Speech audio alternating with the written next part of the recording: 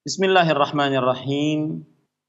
Innal hamdalillah nahmaduhu wa nasta'inuhu wa nastaghfiruh wa na'udzu billahi min shururi anfusina wa sayyiati a'malina. Man yahdihillahu fala mudilla lah wa man yudlil fala hadiya lah. Wa asyhadu an la ilaha illallah wahdahu la syarika lah wa asyhadu anna Muhammadan 'abduhu wa rasuluh.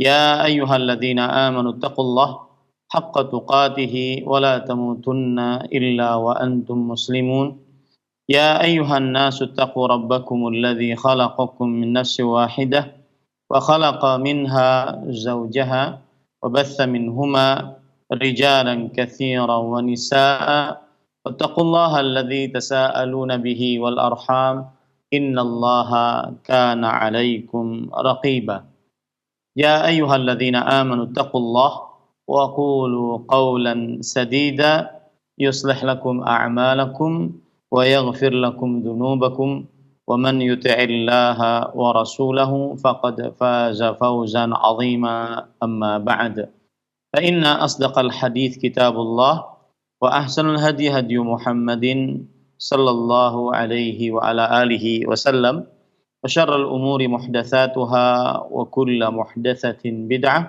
وكل بدعة ضلالة وكل ضلالة في النار. Alhamdulillah, kita bersyukur pada Allah Subhanahu wa taala pada hari ini, hari Rabu pagi 14 Jumadil Akhir 1442 Hijriah, kita dimudahkan oleh Allah Subhanahu wa taala untuk duduk bersama mengkaji kembali kitab Rasailu Tahumul Mar'ah Al-Muslimah, risalah penting untuk wanita muslimah, yang ditulis oleh Fadilatul Syekh Al-Allamah Profesor Dr. Abdul Razak bin Abdul Muhsin Al-Badr Hafidhahumallahu ta'ala. Salawat dan salam semoga selalu Allah berikan kepada Nabi kita Muhammad sallallahu alaihi wa ala alihi wasallam, pada keluarga beliau, para sahabat, serta orang-orang yang mengikuti beliau sampai hari kiamat kelak. Dengan nama-nama Allah yang husna dan sifat-sifatnya yang ulia, kita berdoa, Allahumma inna nas'aluka ilman nafi'an wa rizqan tayyiban wa amalan mutaqabbala. Wahai Allah, sesungguhnya kami mohon kepada Engkau ilmu yang bermanfaat, rezeki yang baik, dan amal yang diterima. Allahumma amin. Allahumma afina fi badanina, Allahumma afina fi sam'ina, Allahumma afina fi basarina, la ilaha illa anta. Allahumma inna nas'aluka al-afiyah fid dunya wal akhirah. Allahumma inna nas'aluka al-afwa wal afiyah fi dinina wa dunyana wa ahlina. Allahumma astur awratina wa amin rawatina wahfazna min bayni aydina wa min khalfina wa an aymanina wa an syama'ilina wa min fawqina wa na'udzu bi'azamatika an nughtala min tahtina. Allahumma amin. Ahibati hafizakumullah, kaum muslimin yang saya cintai karena Allah, semoga Allah Subhanahu wa taala selalu menjaga kita. Insyaallah ta'ala ini adalah pertemuan yang terakhir di dalam pembacaan kitab Rasailu Tahumul Mar'ah Al-Muslimah, risalah penting untuk wanita muslimah, yang mana pada pertemuan kali ini kita pada Ar-Risalah Ats-Tsalisah, risalah penting yang ketiga, yaitu Sifatuz Zaujah As-Salihah, sifat-sifat istri yang salihah. Pada pertemuan terakhir kita membicarakan tentang termasuk sifat istri yang salihah adalah istri yang apabila dianugerahi oleh Allah Subhanahu wa taala anak, maka dia bersikap adil terhadap anak-anaknya. Kemudian selanjutnya kita juga sudah membicarakan tentang bahwa istri yang salihah adalah yang senantiasa betah, nyaman tinggal di dalam rumah, ya, betah dan nyaman tinggal di dalam rumah. Dan ahibati hafizakumullah taala, ini kalau kita perhatikan, ini sebagai tambahan, kalau kita perhatikan seorang wanita muslimah senantiasa dia melaksanakan hak suami dan kewajiban istri. Hak suami adalah tidak keluar dari rumah suami kecuali dengan izin suaminya, kecuali dengan izin suaminya. Coba perhatikan beberapa hadis yang menunjukkan akan hal ini, bahwasanya sifat istri yang salihah adalah istri yang senantiasa suka berada di dalam rumah, istri yang senantiasa tidak sering keluar rumah, ya.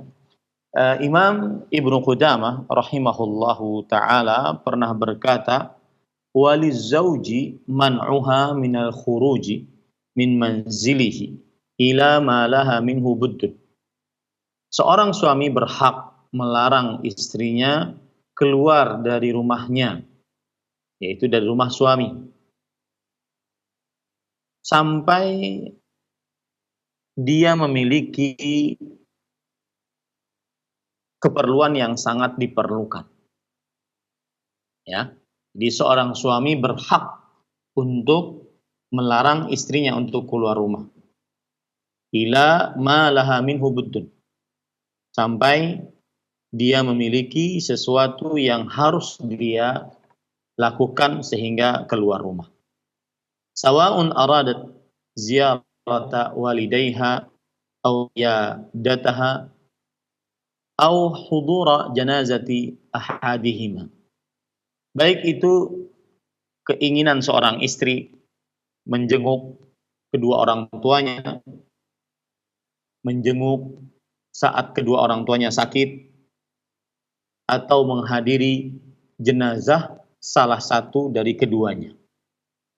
Artinya, seorang istri tidak berhak keluar rumah meskipun dia mempunyai hajat-hajat keperluan sebagaimana yang disebutkan tadi, kecuali dengan izin suaminya. Kemudian Imam Ibnu Qudamah mengatakan, qala Ahmadu fi imra'atin laha zaujun wa ummun maridah. Imam Ahmad rahimahullah taala berkata tentang seorang perempuan yang memiliki suami dan memiliki ibu yang sedang sakit. Seorang perempuan punya suami, kemudian ada ibunya yang sedang sakit. Kata Imam Ahmad rahimahullah, ta'atu zawjiha aujabu 'alaiha min ummiha illa an ya'dzana laha. Mentaati suaminya lebih wajib atas istri dibandingkan menjenguk ibunya, kecuali sang suami mengizinkannya. Ini perkataan Imam Ahmad rahimahullahu taala. Kemudian beliau mengatakan, waqad rawa Ibnu Battah fi Ahkamin Nisa an Anasin radhiyallahu an anna rajulan safara wa mana'a zawjatahu minal khuruj famarida abuha fasta'dhanat Rasulullah sallallahu alaihi wasallam fi iyadati abiha faqala laha Rasulullah sallallahu alaihi wasallam ittaqillah wa la tukhalifi zawjaki famata abuha fasta'dhanat Rasulullah sallallahu alaihi wasallam fi huduri zawjatihi faqala laha ittaqillah wa la tukhalifi zawjaki fa auha Allahu ila an-nabi sallallahu alaihi wasallam inni qad ghafartu laha bi ta'ati zawjiha. Diriwayatkan oleh Imam Ibnu Battah di dalam kitab Ahkamun Nisa bahwa Anas bin Malik radhiyallahu anhu berkata, ada seorang lelaki melakukan safar, bepergian, dan dia telah melarang istrinya untuk keluar dari rumah. Lalu sakit bapak istri. Lalu sang istri meminta izin kepada Rasul sallallahu alaihi wasallam untuk menjenguk bapaknya yang sedang sakit. Rasulullah sallallahu alaihi wasallam bersabda kepada istri tersebut, takutlah engkau kepada Allah dan jangan menyelisihi suamimu. Maka kemudian sang bapak meninggal. Bapaknya istri tersebut meninggal.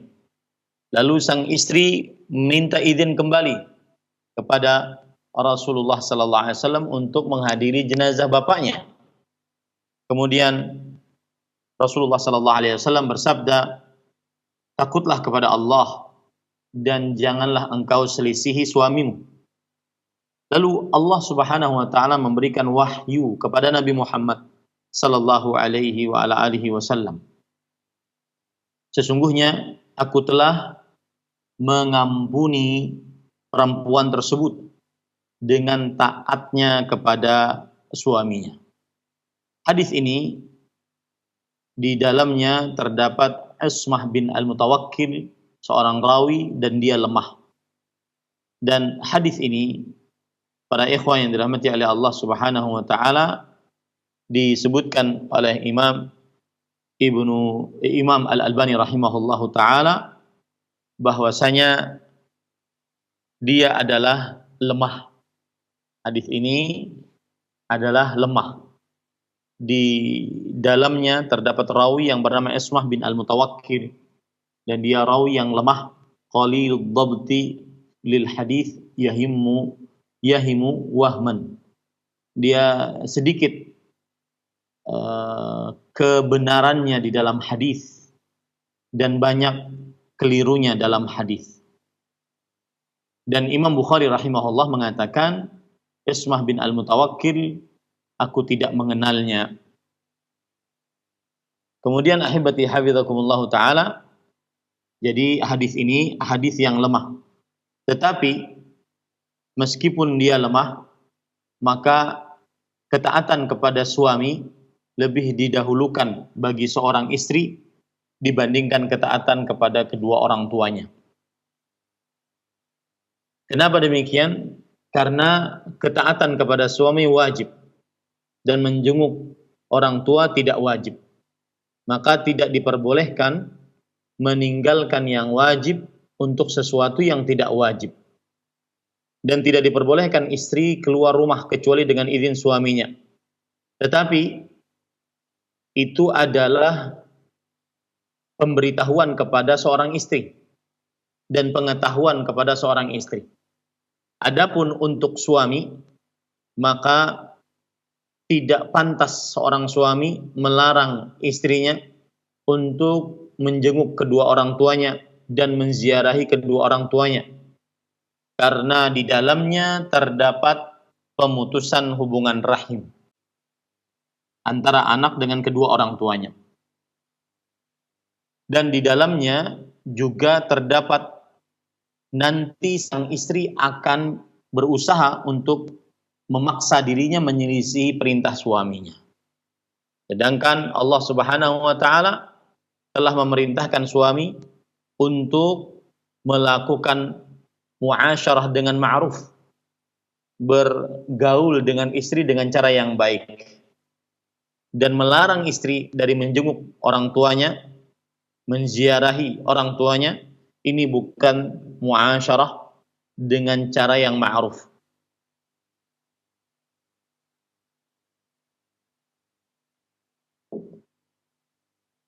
Kemudian Imam Ibnu Qudamah mengatakan juga, apabila seorang istri dia seorang kafirah, wanita yang kafir, seperti ahlul kitab, Yahudi dan Nasrani, boleh dijadikan sebagai istri.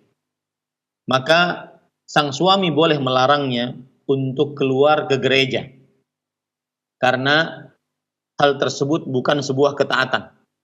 dan tidak ada manfaatnya. Dan kalau seandainya seorang wanita muslimah, maka Imam Al-Qadhi Iyad rahimahullah mengatakan, boleh juga suami melarang istrinya yang muslimah untuk pergi ke masjid. Dan ini adalah madhab Imam Asy-Syafi'i rahimahullahu taala. Tetapi kalau kita kalau kita lihat dari lahiriah hadis, maka Rasul sallallahu alaihi wasallam melarang para suami untuk mencegah istrinya dari pergi ke masjid. Rasul sallallahu alaihi wasallam bersabda dalam hadis riwayat Imam Bukhari dari Abdullah bin Umar radhiyallahu anhu dan juga Imam Muslim, la tamna'u ima Allah masajid Allah. Janganlah kalian larang budak-budak perempuan Allah pergi ke masjid Allah Subhanahu wa taala.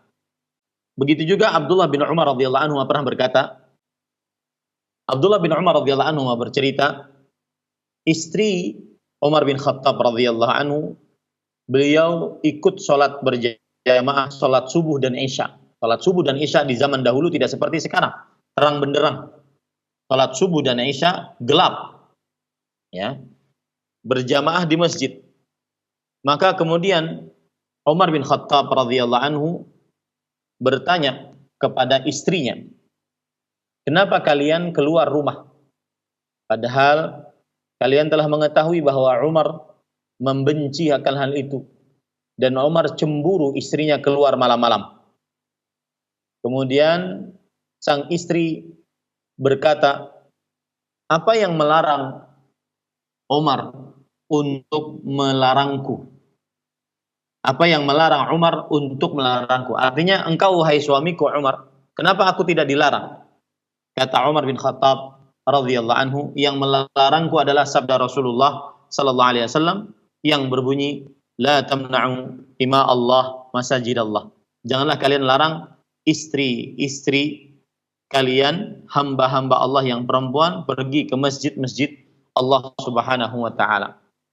Jadi pendapat yang lebih kuat, seorang suami tidak melarang istrinya pergi ke masjid, asalkan istrinya menjaga adab-adab keislaman. Kemudian ahibati hafizakumullah taala, dan istri yang dimaksud di dalam hadis tadi, istrinya Umar bin Khattab radhiyallahu anhu, yaitu Atikah binti Zaid. Atikah binti Zaid. Kemudian diriwayatkan bahwa Az-Zubair bin Al-Awwam radhiyallahu anhu menikahi Atikah binti Zaid bin Amr bin Nufail.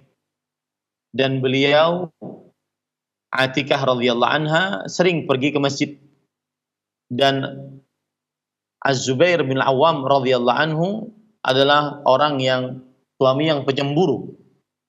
Lalu Zubair mengatakan kepada Atikah, "Lau shallaiti fi baitiki." Alangkah bagusnya jika engkau salat di rumahmu. Fataqul, maka Atikah radhiyallahu anha mengatakan, "La azalu akhruj aw tamna'uni." Aku akan terus keluar pergi ke masjid untuk salat berjamaah. Atau engkau melarangku. Maka Az-Zubair bin Awam radhiyallahu an, beliau tidak mau melarang istrinya Atikah radhiyallahu anha karena hadis yang disebutkan tadi, yaitu Rasulullah sallallahu alaihi wasallam melarang para suami melarang istrinya untuk pergi ke masjid. Kemudian ahibati hafizakumullah taala,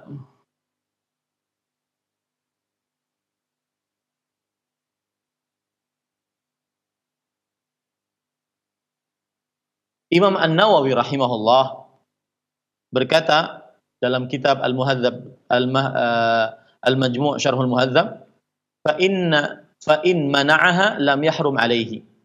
Hadza madhhabuna.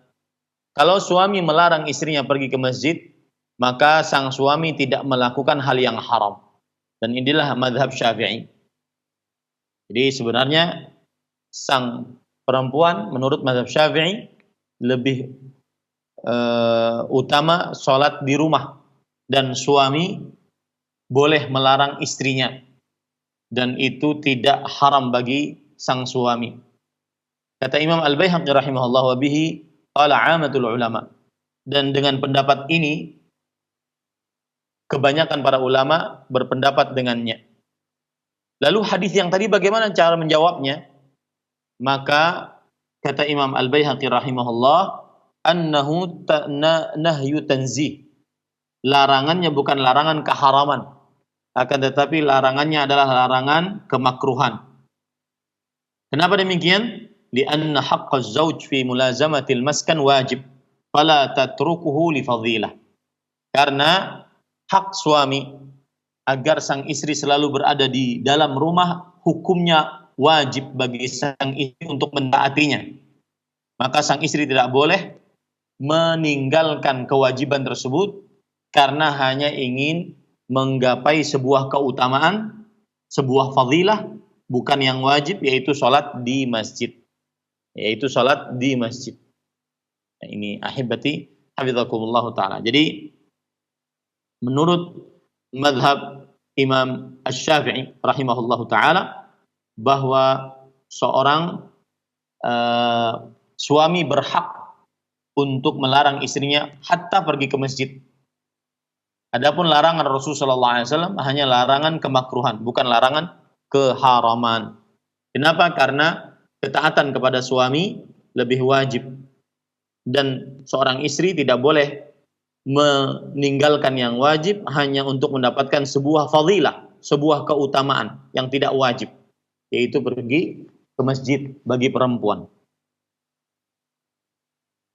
Kemudian ahibati hafizakumullah ta'ala, Syekhul Islam Ibnu Taimiyah berkata, innal mar'ata idza kharajat min darih bighairi idnih fala nafaqata laha wala kiswah.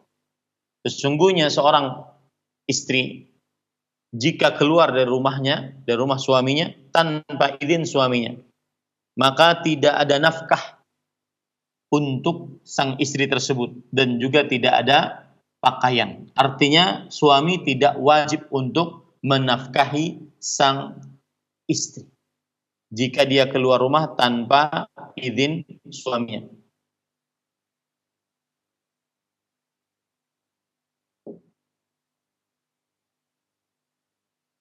Nah,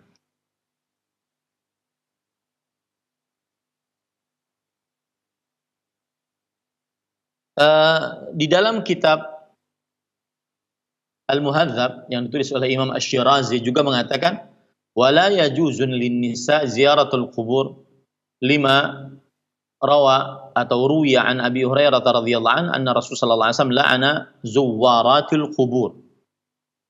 Yang artinya, dan tidak diperbolehkan bagi perempuan untuk menziarahi kubur, disebabkan apa yang diriwayatkan dari Abu Hurairah radhiyallahu anhu bahwa Rasulullah sallallahu alaihi wasallam melaknat para wanita-wanita yang suka berziarah kubur.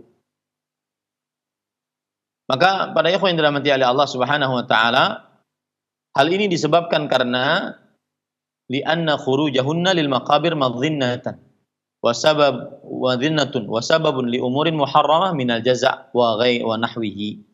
Karena keluarnya para istri perempuan ke kuburan-kuburan ini adalah diduga dan bisa menyebabkan perkara-perkara yang diharamkan, yaitu berupa terlalu meratapi. Yang jelas para ikhwan yang dirahmati oleh Allah Subhanahu wa taala, tidak halal seorang istri keluar dari rumah suaminya kecuali dengan izin suaminya, dan tidak halal seorang pun untuk mengambil istri kepadanya dan menahan istri dari suaminya, baik itu sang istri sedang dalam keadaan menyusui atau sang istri dalam keadaan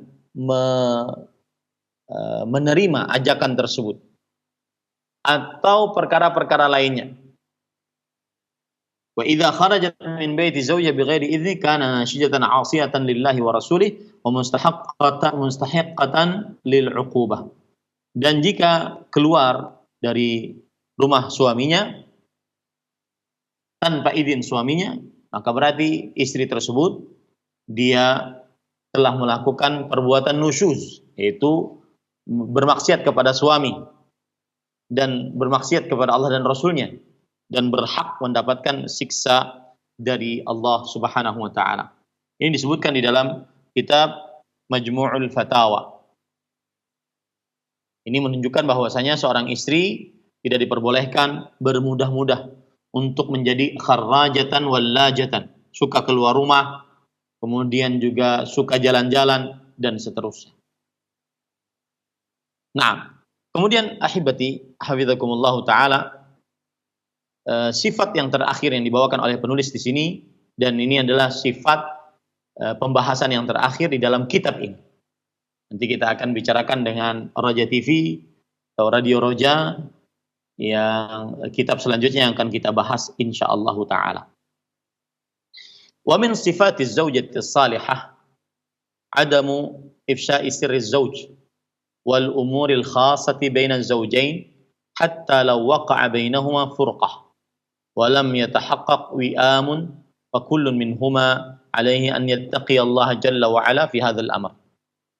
Yang artinya, dan termasuk sifat istri yang salihah adalah tidak menyebarkan rahasia suami dan perkara-perkara khusus di antara suami istri. Meskipun jikalau terjadi di antara keduanya perpisahan dan belum terrealisasi kesatuan, maka setiap dari mereka berdua hendaknya bertakwa kepada Allah Subhanahu wa taala dalam perkara ini. Artinya takut kepada Allah Subhanahu wa taala untuk menyebarkan rahasia yang ada di antara keduanya. Dan rahasia yang dimaksud di sini adalah aib-aib salah satu dari keduanya. Istri tidak boleh membeberkan aib suaminya, suami tidak boleh membeberkan aib istrinya. Walaupun sudah terjadi perceraian, maka mantan suami tidak boleh membeberkan aib mantan istrinya, dan mantan istri tidak boleh membeberkan aib mantan suaminya. Kemudian penulis mengatakan, wa fi hadza ma rawahu al-Imam Ahmad fi musnadihi an Asma binti Yazid annaha kanat inda Rasulillah sallallahu alaihi wasallam war rijalu wan nisa'u qu'udun indahu faqala la'alla rajulan yaqulu ma yaf'alu bi ahli wa la'alla imra'atun tukhbiru bima fa'alat ma'a zawjiha fa'aramma al-qawm faqultu i wallahi ya Rasulullah innahunna la yaqulna wa innahum la yaf'aluna qala la taf'alu fa innama dhalika mathalu syaitan laqiya syaitanatan fi tariqin faghasyiyaha wan nasu yanzurun. Yang artinya, dan di dalam perkara ini terdapat hadis yang diriwayatkan oleh Imam Ahmad dalam kitabnya Al-Musnad dari sahabat wanita Nabi Muhammad SAW, Asma binti Yazid radhiyallahu anha wa ardhaha, bahwasanya beliau saat itu duduk bersama Rasulullah sallallahu alaihi wasallam. Para lelaki, para perempuan duduk di sisi-sisi beliau. Maksudnya adalah lelaki dalam satu kelompok, kemudian perempuan dalam satu kelompok. Lalu Rasulullah SAW bersabda, sepertinya seorang mengucapkan apa yang ia lakukan dengan istrinya. Maksudnya menceritakan hubungan di atas ranjang. Dan seorang istri menceritakan apa yang dia lakukan bersama suaminya. Maka orang-orang pada terdiam. Lalu Asma binti Yazid radhiyallahu anha berkata, benar demi Allah, wahai Rasulullah, sesungguhnya para perempuan mengucapkan akan hal itu, menceritakan bagaimana hubungan dengan suaminya kepada orang banyak, dan suami menceritakan akan hal itu juga, menceritakan bagaimana hubungannya dengan istrinya di atas ranjang di hadapan orang banyak. Lalu Rasulullah SAW bersabda, jangan kalian lakukan. Maksudnya jangan kalian melakukan hal seperti itu, menceritakan hubungan di atas ranjang terhadap orang lain. Karena sesungguhnya hal itu seperti syaitan bertemu dengan syaitan perempuan di tengah jalan. Lalu faghasyiha. Lalu sang setan laki-laki bertemu dengan setan perempuan dan menggaulinya di tengah jalan, dan orang-orang pada melihatnya.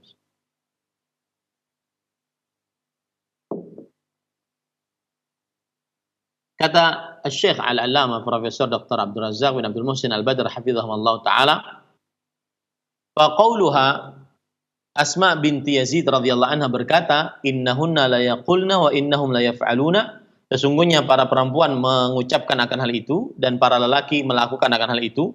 Bada'at bin nisa fi dzikri hadzal amr li'annahu yaktsuru fin nisa wa yaqillu jiddan fir rijal. Di sini Asma binti Yazid radhiyallahu anha menyebutkan urutan pertama adalah para perempuan. Kenapa? Karena yang sering terjadi yang sering terjadi adalah para perempuan yang sering menceritakan tentang suaminya terhadap orang lain. Dan sedikit sekali terjadi pada lelaki, ya, pada seorang suami. Al-mar'ah tatahaddatsu ma'a rafiqatiha wa zamilatiha wa sahibatiha wa sahibatiha fi mithli hadhihi al-umur al-khassah. Maka sering seorang perempuan menceritakan dengan teman dekatnya, temannya, sahabatnya di dalam perkara yang khusus ini. Wa katsirun minhunna la tubali min an tadhkura laha asrar zawjiha wa umurihi al-khassah. Dan sebagian dari para perempuan tidak memperhatikan menyebutkan rahasia-rahasia suaminya dan perkara-perkara yang khusus yang dimiliki oleh suami. Ini perempuan perhatikan baik-baik, ini diharamkan dalam agama Islam. Seorang perempuan menceritakan tentang rahasia-rahasia di atas ranjang yang dimiliki oleh suaminya. Apalagi menceritakan secara detil. Ya, ini tidak diperbolehkan. Wa qauluhu sallallahu alaihi wasallam, dan sabda Rasul sallallahu alaihi wasallam yang di dalam hadis tadi, sesungguhnya hal itu seperti syaitan laki-laki bertemu dengan syaitan perempuan di tengah jalan. Lalu ia menggauli syaitan perempuan tersebut dan orang-orang pada melihatnya. Yakni al-mar'ata allati bihadhihi as-sifah wal rajul alladhi bihadhihi as-sifah yufshi al-asrar az-zawjiyah mathalahuma mathala syaitan laqiya syaitanatan fi tariqin wa khasyaha wan nas yanzurun.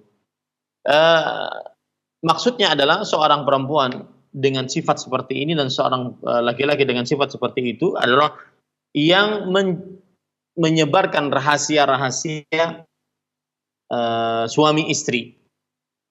Ini perumpamaan mereka berdua seperti syaitan yang bertemu dengan syaitan laki-laki di tengah jalan. Dan akhirnya syaitan laki-laki tersebut menggauli syaitan perempuan dan orang-orang melihatnya. Ini adalah sifat. Hadhihi ba'dhu sifatiz zaujah as-salihah. Ini adalah sebagian sifat dari istri-istri yang salihah. Jama'tuha min kitabillah azza wa jal wa min sunnati Nabi sallallahu alaihi wasallam al-karim. Aku telah mengumpulkan sifat-sifat ini baik dari Al-Quran atau dari hadis-hadis Rasul sallallahu alaihi wasallam. Rajian ar-Rabb subhanahu an yanfa'a biha man sya'a min ibadihi, fahuwa wahdahu waliyyut taufiq. seraya berharap kepada Allah Subhanahu wa taala untuk tulisan ini bermanfaat bagi siapa saja dari hamba-hamba Allah.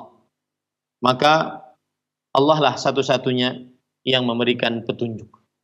Kemudian Syekh Al-Allamah Profesor Dr. Abdul Razzaq bin Abdul Muhsin Al-Badr hafizahullah taala, beliau berdoa, wa as'alullah jalla wa ala bi asma'ihil husna wa sifatihil ula an yahdiyana jami'an sawa'as sabil. Aku memohon kepada Allah jalla wa ala dengan nama-nama Allah yang husna, sifat-sifatnya yang ulia, agar Allah memberikan petunjuk seluruhnya, memberikan petunjuk kepada kita seluruhnya jalan yang lurus. Wa an yaj'ala ma nata'allamuhu hujjatan lana la 'alaina. Dan menjadikan apa yang kita pelajari menjadi amal pemberat timbangan kita, bukan malah mencelakakan kita. Wa an yubarika lana fi aqwalina wa a'malina wa awqatina wa azwajina wa dzurriyyatina wa amwalina. Dan semoga Allah Subhanahu wa taala memberkahi bagi kita di dalam ucapan kita, amalan kita, waktu kita, istri kita, anak keturunan kita, dan harta kita. Wa an yubarika lana fi hayatina kulliha. Dan semoga Allah Subhanahu wa taala memberikan berkah di dalam seluruhnya, dalam seluruh kehidupan kita. Wa an yuslih lana dinana alladhi huwa ismatu amrina. Dan semoga Allah memperbaiki untuk kita agama kita yang merupakan benteng diri kita. Wa an yuslih lana dunyana allati fiha ma'ashuna. Dan memperbaiki untuk kita kehidupan dunia kita yang di dalamnya kita hidup. Wa an yuslih lana akhiratan allati fiha ma'aduna. Dan semoga Allah Subhanahu wa taala memperbaiki akhirat kita yang di dalamnya tempat kembali kita. Wa an yad'al hayata ziyadatan lana fi kulli khair. Dan semoga Allah Subhanahu wa taala menjadikan kehidupan untuk kita sebagai tambahan bagi kita dalam setiap kebaikan. Wal mauta rahatan lana min kulli syarr. Dan menjadikan kematian sebagai peristirahatan bagi kita dari setiap keburukan.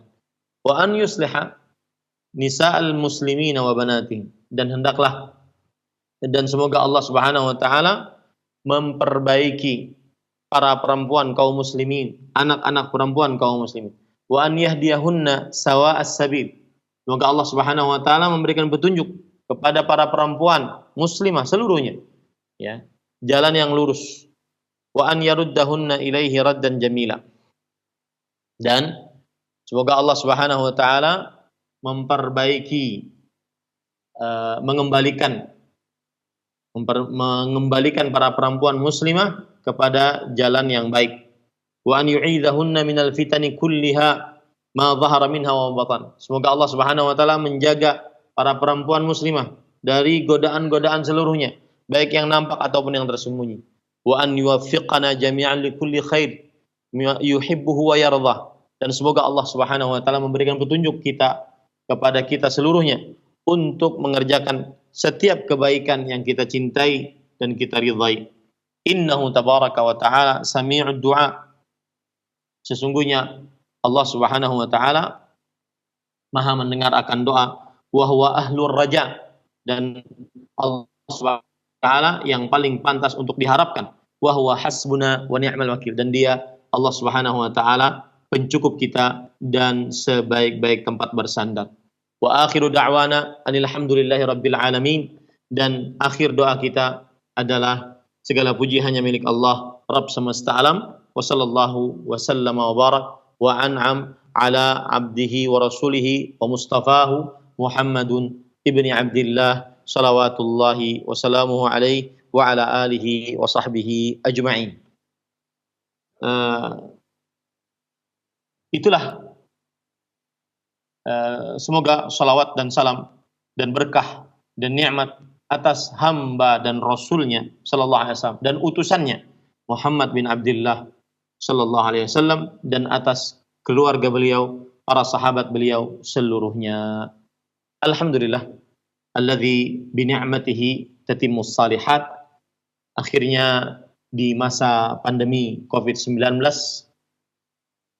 14 Jumadil Akhir 1442 Hijriah bertepatan dengan 27 Januari 2021 kita menyelesaikan pembacaan kitab Rasailu Tahummul Mar'ah Al-Muslimah, risalah penting untuk wanita muslimah, dan kitabnya yang berbahasa Arab ada sekitar 185 halaman. Risalah pertama yang kita pelajari adalah Takrimul Islami lil Mar'ah, pemuliaan Islam terhadap perempuan. Dan risalah yang kedua yang kita pelajari, Mau'izatun Nisa, nasihat untuk para wanita. Risalah yang ketiga yang sudah kita pelajari juga, Sifatuz Zaujah As-Salihah, sifat istri-istri yang salihah. Dan kita sekali lagi mengucapkan alhamdulillah alladzi bi ni'matihi tatimmus salihat. Segala puji hanya milik Allah yang dengan nikmatnya amal-amal saleh sempurna. Kita berdoa kepada Allah semoga majelis ilmu ini diterima oleh Allah Subhanahu wa taala sebagai amal ibadah. Semoga ilmu yang kita pelajari selama ini menjadi ilmu yang bermanfaat. Semoga ilmu tersebut benar-benar bisa diamalkan sehingga menjadi bekal berhadapan dengan Allah Subhanahu wa taala sebagai pemberat timbangan, bukan malah sebagai pembawa kecelakaan dan siksa dari Allah Subhanahu wa taala. Ini yang bisa saya sampaikan, dan apa yang baik dari Allah Subhanahu wa taala, apa yang buruk itu dari kami pribadi. Wa sallallahu nabiyana Muhammad walhamdulillahi rabbil alamin. Saya kembalikan kepada pembawa acara, wallahu a'lam. Baik Ustaz, barakallahu fikum wa jazakallahu khairan. Terima kasih atas bimbingan dan pelajaran yang telah disampaikan. Semoga seluruh pelajaran yang Ustaz telah sampaikan menjadi tambahan ilmu untuk kita semuanya dan bisa membimbing kita dalam jalan keselamatan dunia dan akhirat. Ikhwatul Islam, bagi Anda yang bertanya seputar pembahasan ini, kami berikan waktu untuk bertanya langsung. Silakan. Pertanyaan pertama kami akan bacakan dari pesan singkat dari seorang ibu. Assalamualaikum Pak Ustadz, mau bertanya. Apabila seorang istri ditinggal suaminya bekerja yang begitu lama di luar kota, pertanyaannya apabila istri tersebut ingin keluar rumah, misalnya ke pasar, apakah harus izin setiap akan keluarnya? Syukron Ustaz.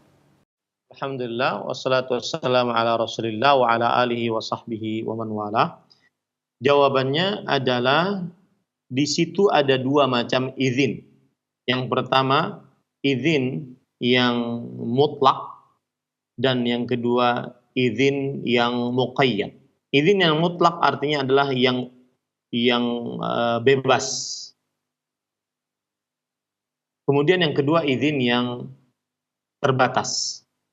Izin yang bebas apabila seorang suami mengatakan kepada istrinya, kamu boleh pergi ke luar rumah jika ada keperluan yang mendesak. Maka pada saat itu, jika dikatakan oleh suami seperti itu, maka sang istri boleh untuk pergi tanpa izin suaminya. Tetapi jika sang suami membatasi, kamu boleh pergi keluar rumah hanya untuk ke pasar, maka ini berarti ada pembatasan. Maka pada saat itu, jika terjadi pembatasan, maka dia harus sesuai dengan pembatasannya. Jadi tergantung bagaimana izin suami kepada istrinya. Wallahu a'lam. Naam. Jazakallahu khairan. Terima kasih para Ustadz yang telah menjawab pertanyaan ini. Berikutnya, Assalamualaikum Ustadz. Saya dan suami beserta 3 anak kami masih tinggal menumpang di rumah ibu saya. Sudah berlangsung selama lebih dari 11 tahun. Beberapa bulan mendatang, saya dan suami memutuskan untuk pindah ke rumah sendiri. Namun ibu saya melarangnya. Beliau sedih, beliau menangis. Bagaimana hal ini bisa tetap saya kerjakan Ustadz untuk dengan suami bisa mandiri, hidup bersama di rumah sendiri? Solusi terbaik apa yang bisa Ustadz sampaikan? Silakan. Wassalatu wassalamu ala rasulillah wa ala alihi wa sahbihi wa man wala. Jika rumah tersebut adalah rumah orang tua istri, kemudian sang suami ingin keluar dari rumah tersebut, maka sang istri secara hukum fikih Islam wajib mengikuti sang suami. Jika sang suami ingin keluar dari rumah tersebut dan berumah sendiri, maka sang istri wajib mengikuti sang suami dan hukumnya wajib. Jika tidak mengikuti, maka dia berdosa. Sang istri berdosa. Ya. Adapun urusannya dengan ibu sang istri yang menangis, maka jawabannya adalah diterangkan baik-baik bahwasanya saya sebagai istri wajib mengikuti suami karena sekarang saya sudah berkeluarga, mempunyai suami, dan di dalam syariat Islam diwajibkan untuk mengikuti suami. Allah Subhanahu wa taala berfirman wasara bi ahlihi, dan Nabi Musa alaihissalam senantiasa berjalan dengan istrinya. Artinya termasuk kebiasaan para nabi alaihi wassalatu wassalam membawa istri kemana sang suami pergi, ya, dan sang istri mengikuti sang suami. Dan memang dilema untuk tinggal bersama mertua, ya, itu tidak mudah, ya, karena tidak ada kebebasan memimpin bagi suami, tidak ada kebebasan mengatur bagi suami karena tinggal bersama mertua. Kemudian juga di sana terdapat kesulitan sang suami untuk mendidik istrinya karena masih dekat dengan orang tuanya. Maka pada saat itu dikenalkan baik-baik, diterangkan dengan santun kepada ibunya. Ya, tetapi jangan sampai kemudian membuat sang ibu sakit, sang ibu jatuh sakit dan semisalnya. Tetapi dia berlaku dengan baik, dengan santun menjelaskan bahwasanya ini hukum syar'inya seperti ini. Itu nasihat saya. Wallahu a'lam. Nah. Taib Ustaz, barakallahu fikum. Terima kasih atas jawaban dan solusi yang bermanfaat yang telah disampaikan pada kita semuanya. Berikut ini kami akan berikan kesempatan bagi kaum muslimin dan muslimat yang ingin bertanya via telepon. Silahkan. Halo. Assalamualaikum warahmatullahi wabarakatuh. Waalaikumsalam warahmatullahi wabarakatuh. Dengan siapa Ibu di mana? Dari hamba Allah, Ustaz. Silakan. Pertanyaan saya begini, Ustaz. Seumpamanya dalam rumah tangga itu, Ustaz, tidak ada izin secara khusus, tapi tidak ada juga pelarangan secara khusus, sehingga istri itu dia bebas keluar, tentu insya Allah dalam kebaikan. Nah, bagaimana hukumnya seperti ini, Ustaz? Jazakallahu khairan. Assalamualaikum warahmatullahi wabarakatuh. Waalaikumsalam warahmatullahi. Silakan, Ustaz. Alhamdulillah wassalatu wassalamu ala Rasulillah. Cara berpikirnya adalah bukan dia dilarang atau tidak diizinkan. Cara berpikirnya adalah setiap seorang istri ingin keluar rumah, dia wajib minta izin kepada suami. Kecuali ada pernyataan dari suami, saya izinkan kamu keluar untuk ke kantor atau untuk keperluan-keperluan mendesak. Maka pada saat itu tidak perlu untuk minta izin lagi. Tetapi asal hukumnya seorang istri tidak boleh keluar tanpa izin suaminya. Pegang asal hukum ini, ya, bukan masalah suami mengizinkan, suami tidak ada pernyataan mengizinkan atau tidak, tetapi asal hukumnya sang istri tidak boleh keluar rumah tanpa izin suaminya. Wallahu a'lam. Nah. Jazakallahu khairan. Selanjutnya silahkan kembali kami berikan waktu dan kesempatan. Telepon yang kedua. Halo. Halo, Assalamualaikum. Waalaikumsalam warahmatullahi. Dengan Ibu siapa ini? Di mana? Hamba Allah di Kalimantan Timur. Silakan Ibu pertanyaannya. Iya, pertanyaan saya begini. Seandainya saya ingin pas ada rezeki, ingin berbuat baik, berbagi sedekah sama sesama yang lebih memerlukan. Halo? Iya Ibu, langsung pertanyaan silakan. Ya, tapi suami saya kan masih ibaratnya kurang maksudnya masih kurang belum, jadi seandainya saya tidak izin itu gimana Pak Ustaz? Sedekah tapi tidak izin suami gitu Bu? Ya, tapi kan niat saya berbuat baik gitu. Ya, baik. Katanya suami bilangnya masih pas-pasan gitu. Ya, baik Ibu. Terima kasih atas pertanyaannya. Ya, Silakan Ustaz. Ustaz. Waalaikumsalam warahmatullahi. Alhamdulillah. Wassalatu wassalamu ala Rasulillah wa ala alihi wa sahbihi wa man walah. Maka jawabannya adalah asal hukumnya seorang istri yang sudah baligh, maka dia berhak untuk menggunakan hartanya sendiri, ya, untuk hal-hal yang mubah, seperti bersedekah, untuk hal-hal yang dibolehkan bahkan disyariatkan, seperti bersedekah, membeli barang, ya, menghutangkan, atau apa saja diperbolehkan, kecuali yang haram-haram. Nah, maka karena sang istri tersebut dia adalah seorang muslimah yang berakal dan baligh dan dia sanggup untuk mengatur hartanya. Maka sebagaimana sang laki-laki berhak untuk melakukan itu kepada hartanya, harta laki-laki, maka begitu juga seorang perempuan berhak melakukan kepada harta perempuan itu sendiri.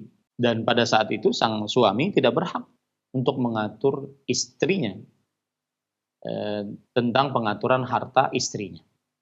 Tetapi adab seorang istri kepada suaminya adalah yaitu hendaknya dia memberitahukan dan meminta izin kepada suaminya. Ini adalah dari sisi adab.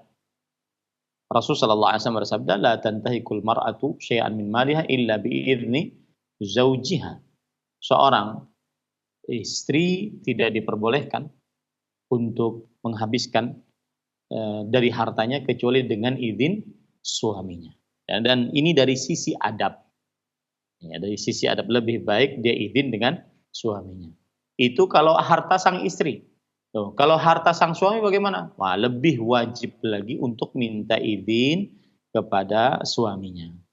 Adapun alasan suami melarang karena kehidupan masih pas-pasan, lebih baik kita menafkahi untuk diri kita sendiri dulu, maka jawabannya adalah kewajiban menafkahi pada suami, bukan pada istri. Dan istri berhak untuk menggunakan hartanya sesuai dengan hal yang disyariatkan, selama itu bukan hal yang diharamkan. Wallahu a'lam. Na'am. Baik, Ustaz, barakallahu fikum. Terima kasih atas nasihat dan jawabannya. Dan kita akan kembali untuk membacakan pertanyaan dari pesan singkat. Silahkan bagi Anda yang bertanya. Pertanyaannya dari seorang akhwat. Assalamualaikum. Semoga Ustaz diberikan umur yang barakah. Saya ingin sekali membahagiakan ibu saya, tapi beliau sangat menginginkan saya untuk membahagiakannya melalui materi. Sementara saya pikir jika saya bekerja akan membuat saya lalai dari ilmu. Apalagi beliau menyuruh saya untuk melanjutkan pendidikan di tempat kuliah umum. Apa yang terbaik yang bisa saya lakukan, Ustaz? Jazakallahu khairan. Silakan. Bismillah walhamdulillah wassalatu wassalamu ala Rasulillah wa ala alihi wa sahbihi wa man walah. Kebahagiaan seorang orang tua adalah ketika melihat anaknya berbakti kepada kedua orang tuanya. Maka Anda sebagai seorang anak berbaktilah kepada kedua orang tua. Berbakti di sini berbuat baik, bertutur kata yang baik, berlaku yang baik.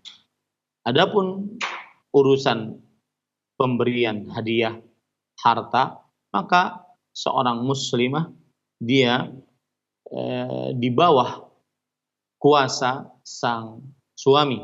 Apabila dia memiliki hartanya, maka dia berhak untuk bersedekah kepada ibunya.